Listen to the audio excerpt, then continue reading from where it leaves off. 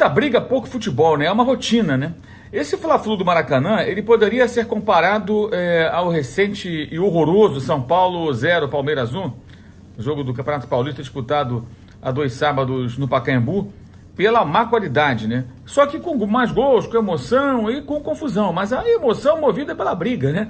É interessante observar isso. Não é emoção porque o futebol foi bom, não é emoção porque os jogadores criaram grandes jogadas, mas sim porque o tempo todo a chapa está quente, a tensão está no ar e o nível técnico sempre abaixo.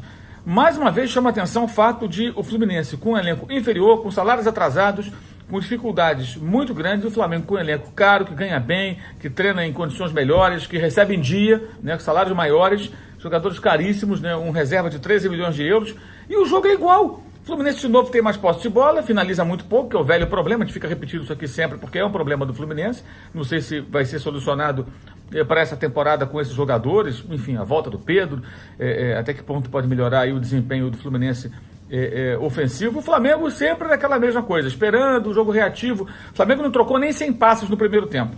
Ou seja, o Flamengo assumidamente com o Abel é um time que não quer bola, é um time que quer deixar a bola para o Fluminense e quer jogar na velocidade. Não se impõe, não está interessado em mostrar que mando eu, tenho mais técnica, tenho jogadores melhores, tenho melhores condições de trabalho e eu vou controlar o jogo e vou vencer. Não, pelo contrário. O resultado disso é o quê?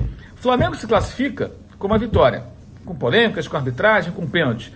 Mas o Fluminense, com esse time que tem, com essas dificuldades, de novo faz jogo duríssimo com o Flamengo. O Flamengo não consegue se impor ao Fluminense. Então, se você olhar do ponto de vista do resultado, é óbvio que para os rubro-negros foi melhor.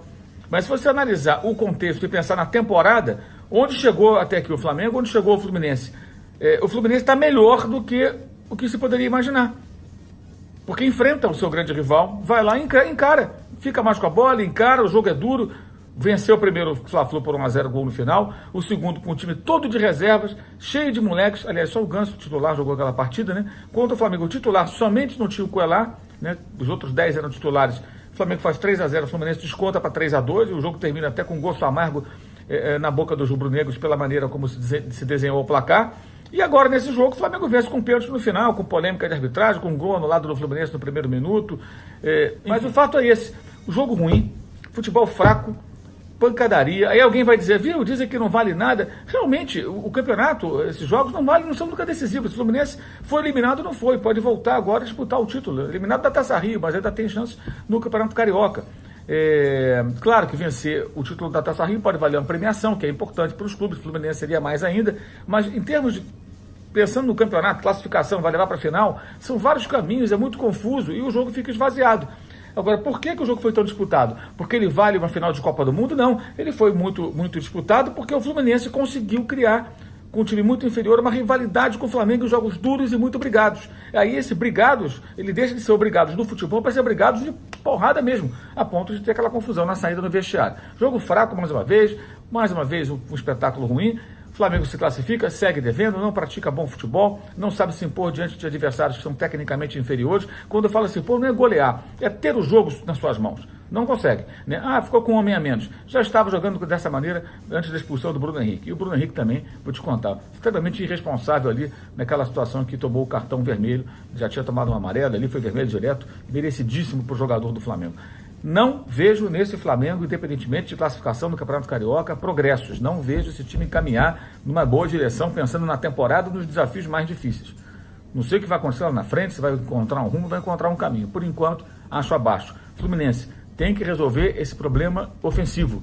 Fluminense tem a bola, controla o jogo, mas o seu adversário, no caso dessa vez o Flamengo, finaliza mais, é mais perigoso. Foi assim, por exemplo, no primeiro tempo. O Fluminense tem que resolver isso, encontrar uma solução, uma saída, mas com pouco dinheiro, ou sem dinheiro, né? E com jogadores que tecnicamente não são brilhantes, evidentemente fica muito mais difícil. Com grana, com investimento, jogadores melhores, caberia, por isso, na minha opinião, ao Flamengo ter um jogo mais competitivo, de maior envolvimento, de maior convencimento de quem assiste. Olha, esse time é um time que se impõe. Não é bem o caso. Conseguiu a classificação, conseguiu a vitória, mas ainda segue devendo futebol e competitividade, para você imaginar esse time realmente brigando por grandes competições. E evidentemente o Campeonato Carioca a essa altura nem é a maior competição, muito longe disso. É a menos importante daquelas que o clube vai disputar em 2019 e são Libertadores, Carioca, Copa do Brasil e Brasileiro. São 4. Das 4 é a menos importante, ok? Valeu! e saudações.